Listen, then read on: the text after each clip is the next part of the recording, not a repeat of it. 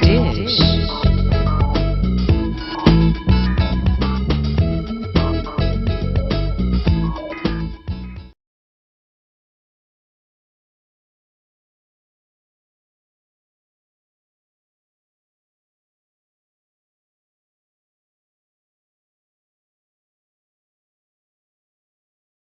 وما لي عنهم والعراق. The United States has already had a busy day attacking. And it was shocking and it was awesome. And bombing on a scale that was shock and awe. Shock and awe. Shock and awe. If you have to ask, is this shock and awe, you're not seeing it.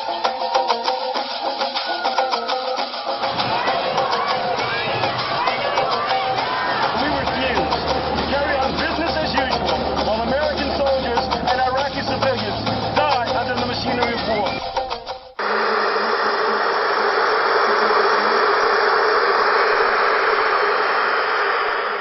A community rates low on an information scale when the press, radio, and other channels of communication are controlled by only a few people, and when citizens have to accept what they're told. In communities of this kind, despotism stands a good chance.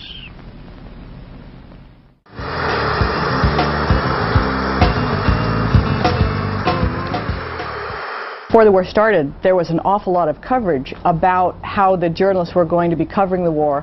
They were in training camps. They called them boot camps for journalists.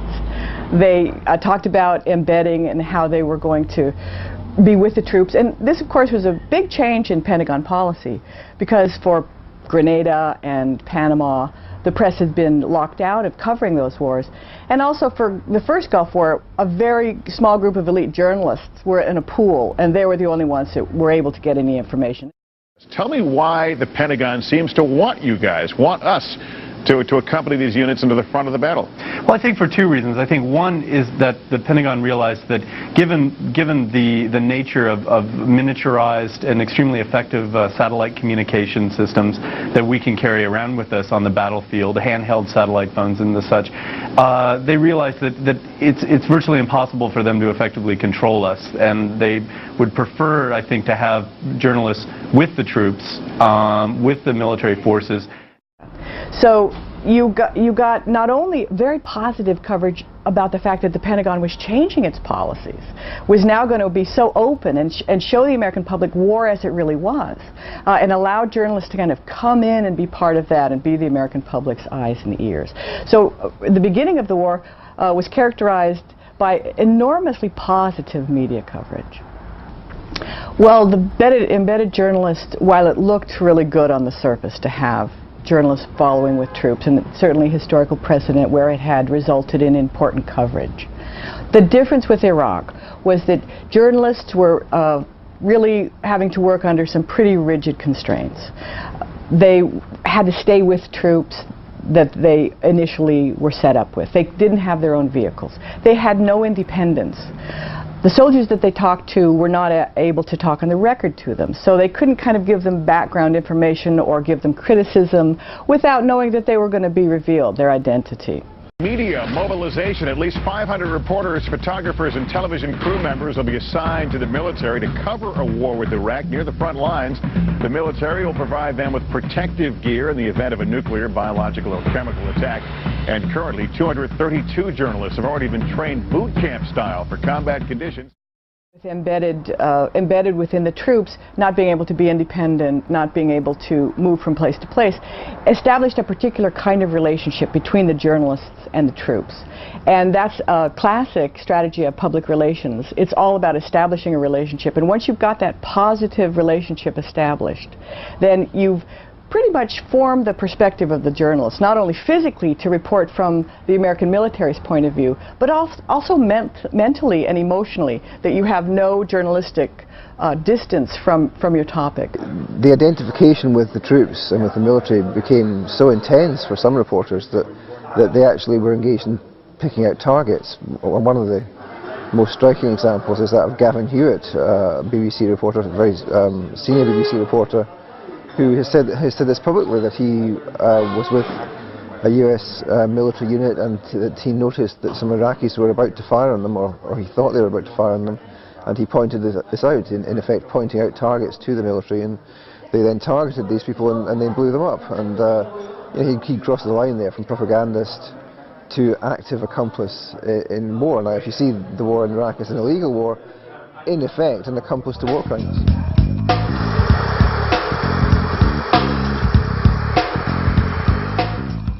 The way that the journalists then functioned with troops was to do what they know, which is to put the war within a reality show.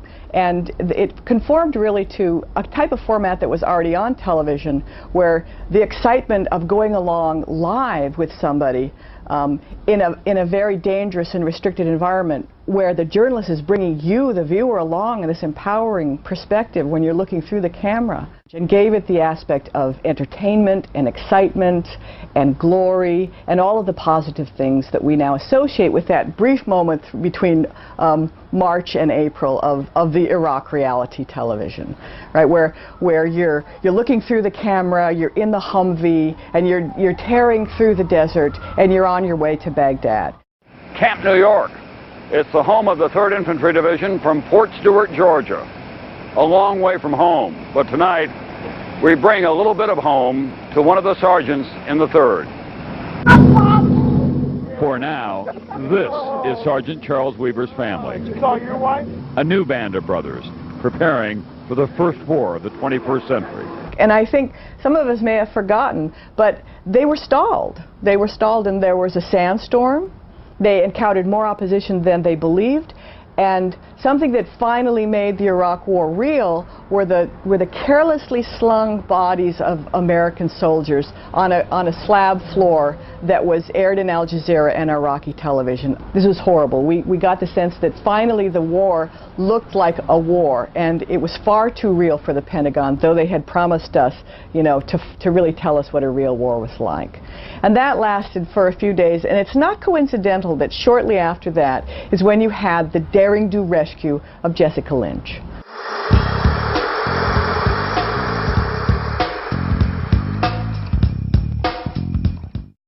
This is interesting because it wasn't embedded journalists. It was actually military cameramen themselves, called combat camera, who essentially staged what they said was a raid in the hospital to rescue Jessica Lynch. And it was, of course, amplified and embellished in the media that Jessica had been, in a daring-do raid, ripped out of the hospital in the middle of the night, where they had taken on fire from the bath party, and it was very much hyped and sensationalized in the U.S. press. As it turned out, of course, there were no resistance in the hospital. The hospital personnel had tried to deliver Jessica Lynch the day earlier to American troops, that it was very much a staged battle, and that the media had very much exaggerated it. And if it weren't for the BBC's investigative reporting, going into the hospital afterwards and actually talking to the doctors, getting the real story, we really wouldn't know what the real story was. She's had two things she wanted most: visits from her family and applesauce. After the Jessica Lynch story, pretty much the war was starting to wind down, and in terms of U.S. coverage. But if you remember, the statue was toppled in the square in Baghdad, and that was really marked the iconic visual symbol for the American victory of moving into Baghdad, is pulling the statue down. Many things were also wrong with that story, where if you looked at the pictures close up, it looked like there were a lot of people in the square. If you pulled the camera back, the square was